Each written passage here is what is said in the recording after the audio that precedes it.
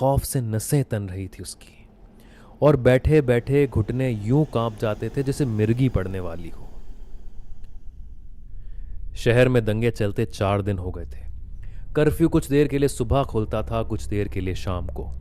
Curfew खुलता तो कुछ लोग जल्दी जल्दी रोजमर्रा की जरूरत का सामान खरीदते, कुछ लोग जल्दी जल्दी मार धाड़ करते, आग लगाते, चाकू चलाते और कुछ लाशें गिराकर कर्फ्यू शुरू होने से पहले ही अपने घरों में जाकर बंद हो जाते। गरम गरम खबरें और गरम गरम लहू मुसलसल बह रहा था बम्बई में, लेकिन रेडियो और टीवी बाकायदा अनाउंस कर रहे थे कि शहर के हालात काबू में और हालात नॉर्मल होते जा रहे हैं। हालात नॉर्मल साबित करने के लिए कल से लोकल ट्रेन भी चल रही थी देर तक। रेलवे ट्रैक्स के दोनों तरफ की बस्तियों में जो सन्नाटा पथरा गया था, वो ट्रेन के गुजरने से कुछ देर के लिए खड़खड़ाया तो फिर से हरकत की उम्मीद बंधी। यासीन आवाज भी सुनता था और देखता भी था कि गाड़ी चलने लगी है। कल 5वां दिन होगा वो अपने घर से गायब था। अब तो इंतजार खत्म हो चुका होगा और उसकी तलाश शुरू हो चुकी होगी। दिन खत्म होने ही वाला था कि उसका सब्र टूट गया। शाम का कर्फ्यू खुलते ही वो अंधेरी के स्टेशन पर पहुंच गया। प्लेटफॉर्म सुनसान था, लेकिन इंडिकेटर पर ट्रेन का वक्त टिमटिमा रहा था। ट्रेन बहुत आहिस्ता से दाखिल हुई थी स्टेशन में, रोजमर्रा के स्टाइल से नहीं। डरी हुई, सहमी हुई। कुछ लोग थे भी ट्रेन में इक्का दुक्का, वो फैसला नहीं कर पा रहा था कि किस डब्बे में दाखिल हो।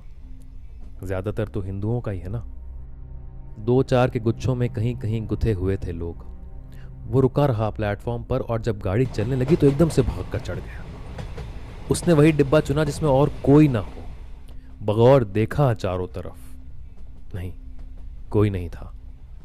डब्बे के आखिरी बेंच पर कोने वाली सीट में जाकर डूब गया, जहां से वो पूरे डब्बे पर नजर रख सके। ट्रेन ने रफ्तार पकड़ी तो उसकी सांस में सांस आई। अचानक डिब्बे के दूसरे कोने में से एक मुंडी नमूदार हुई। यासीन के तो होश उड़ गए। घुटनों में फिर से मिर्गी दौड़ गई। झुककर सीट के नीचे इतना नीचे चला गया कि अगर उसकी तरफ आ भी जाए तो फौरन बेंच के नीचे छुप जाए या तन के सामने खड़ा हो जाए, पोजीशन ले ले। डिब्बे का दरवाजा भी दूर नहीं था, लेकिन चलती गाड़ी से कूद जाने में मौत के अलावा और कोई खतरा नहीं था। और अगर गाड़ी आहिस्ता हो भी गई तो वो शख्स अपनी जगह पर खड़ा हो गया। खड़े खड़े ही उसने चारों तरफ देखा, लेकिन उसके चेहरे पर डर या खौफ का कोई भी आसार नहीं था। वो यकीनन हिंदू था। यासीन का पहला रिएक्शन ही यही था। टहलता हुआ वो आदमी गाड़ी के परले दरवाजे पर खड़ा हो गया। हवा से उसका मफलर फटे हुए झंडे की तरह लहरा रहा था।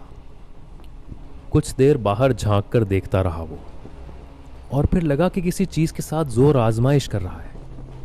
यासीन जहां बैठा था वहां से साफ नजर नहीं आ रहा था। कोई चीज वो खींच रहा था, कभी दबाता था, उठाता था, कभी खींचता था। यासीन को लगा कुछ तोड़ रहा है वो, कि अचानक जंग आलू दरवाजा जोर से घिसता और शोर खड़खड़ाहट के साथ बंद हो गया। अच्छा हुआ यासीन के मुंह से चीख नहीं निकली, लेकिन वो शख्स खुद भी चौंक गया था उस आवाज से। उसने देखा था चारों तरफ, और उस तरफ कुछ ज्यादा देर तक देखता रहा जहां यासीन छुपा हुआ था। यासीन को शक हुआ कहीं देख तो नहीं लिया उसने, या आहट पा गया हो। उस शख्स की जोर आजमाइश ने यासीन के कलेजे में और दहशत बिठा दी। अगर सामना सामना हो गया तो क्या उसका मुकाबला कर पाएगा? वो शख्स टहलता हुआ दूसरी तरफ के दरवाजे पर जाकर खड़ा हो गया। गाड़ी जोगेश्वरी के एक सुनसान स्टेशन फलांग गई। गाड़ी रुक जाती तो शायद बेहतर रहता, लेकिन ये तो कर्फ्यू का इलाका था, इसलिए गाड़ी वहां पर नहीं रुकी। कर्फ्यू का इलाका ही शायद ज्यादा महफूज होता, कम से कम पुलिस तो होती वहां पर, और अब तो मिलिट्री भी बुलवाई जा चुकी है। फसादात ज्यादा इलाकों में हरे खाकी चकत्ते वाले घूमते हुए नजर आ जाते थे, और उन पर उसी रंग की वर्दियां पहने फौजी अपनी बंदूकें राइफलों की नालियां बाहर निकाले रखते। पुलिस तो बेकार हो गई थी, अब उनसे कोई डरता भी नहीं था। हुजूम उन पर बेधड़क पत्थर और सोडा वाटर की बोतलें फेंकता था, और तेजाब के भरे बल्ब भी।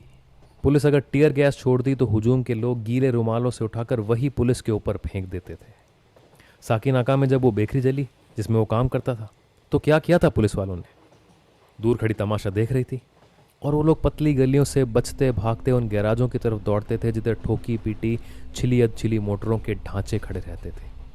जान बचाकर भागे थे छुपने के लिए। 8-10 लोग थे। भला हो भाऊ का, भागते भागते उसकी कमर का गमछा पकड़ के चाय वाले के बगल के बाकड़े में खींच लिया। भाऊ को तो मालूम था वो मुसलमान था, लेकिन भाऊ तो हिंदू है, वो क्यों भागा? भाऊ कह रहा था जब हुजूम के सर पर खून सवार हो तो वो नाम पूछने के लिए नहीं रुकते। उनकी प्यास खून से बुझती है या आग से। जला दो, मार दो, नस्ते नाबूद कर दो, उनका गुस्सा तभी ठंडा होता है जब सामने कुछ ना रहे। दूसरे दरवाजे की खड़खड़ाहट ने चौंका दिया उसे।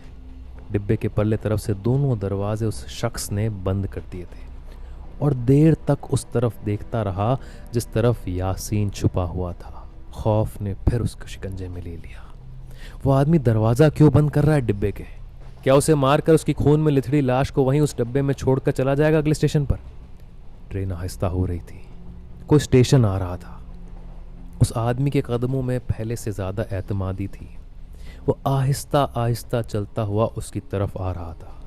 यासीन की सांस भारी हो गई, माथे पर ठंडे पसीने की आमद महसूस कर रहा था। डर था, सांसें गुच्छा हो रही थी, थूक निगला नहीं जा रहा था। कहीं उसे हिचकी ना आ जाए, वो खांस ना दे, वरना यहीं सीट के नीचे पड़े पड़े। गाड़ी रुकी, कुछ स्टेशन आया था। वो आदमी आराम से दरवाजे पर आकर खड़ा हो गया जिस तरफ प्लेटफॉर्म था। उसका एक हाथ जेब में था। जेब में जरूर कोई हथियार होगा, पिस्तौल या चाकू। यासीन ने सोचा भाग के दूसरी तरफ से बाहर कूद जाए, लेकिन जहां छुपा था वहां से निकलते निकलते तो वो आदमी उसका पेट चाक कर देगा, और पेट ही क्यों, गला काट देगा ताकि आवाज ही ना निकले। चोर आंखों से उसने झांक कर देखा, वो शख्स बाहर की तरफ देख रहा था। प्लेटफॉर्म पर सन्नाटा था, किसी के कदमों की आवाज भी नहीं आई। बहुत चाहा यासीन ने कि कोई भी आ जाए, लेकिन क्या पता कौन आ जाए, हिंदू या मुसलमान। एक और हिंदू ही सही, शायद भाऊ जैसा कोई भला रहमदिल ही हो। वो शख्स बाएं हाथ से रॉड पकड़े बड़ी खुद एतमादी से खड़ा था और दायां हाथ अभी तक जेब में था। गाड़ी थोड़ी दूर तक सरकती घिसटती चलती रही। ये गाड़ी रफ्तार क्यों नहीं पकड़ रही है? सिग्नल ना मिलने की कोई वजह तो हो नहीं सकती, पटरी पे तो कोई भी ट्रैफिक नहीं है। अभी तक कोई दूसरी गाड़ी सामने की तरफ से गुजरी क्यों नहीं? गाड़ी बहुत देर तक घिसटती रही और जहां जाकर रुकी वो भयंकर का पुल था। नीचे समंदर की खाड़ी थी जहां से अक्सर लाशों के निकलने की खबरें अखबारों में छपा करती थी।